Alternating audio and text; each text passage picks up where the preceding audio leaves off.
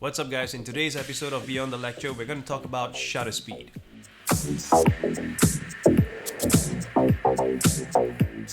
Now what is shutter speed? Essentially, shutter speed is the amount of time that the shutter remains open for the camera sensor to absorb light or to be exposed to light. Shutter speed is measured in seconds, or more specifically fractions of a second.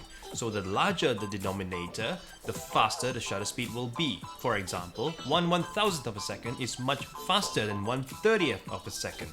So the rule of thumb is, if you like to freeze motion, you want to shoot at a high shutter speed. Conversely, if you're trying to show motion, you want to shoot at a shutter speed that is slightly lower. For example, 1/60th, 1/30th, even going slower than that. Some cameras will even allow you to go to speeds that are much slower than 1 second, sometimes even 30 seconds, 60 seconds, minutes at a time, depending if your camera has a function called bulb mode. The rule of thumb when it comes to shutter speed is to always shoot with the same denominator number as your focal length.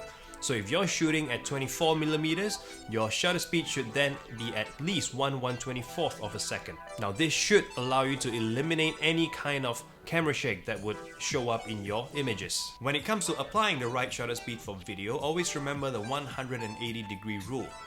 For example, if you're shooting your video at 24 frames per second, your shutter speed should be double that amount. So typically you will set your shutter speed at 1/48th of a second or 1/50th of a second. If you're shooting high speed at 60 frames per second, your shutter speed should then be set at 1/120th of a second. Remember that motion is not always a bad thing, so think about what you want to shoot ahead of setting your shutter speed, both for video and for photography. Remember, all this will only get better if you start applying it, so get your camera out and start shooting.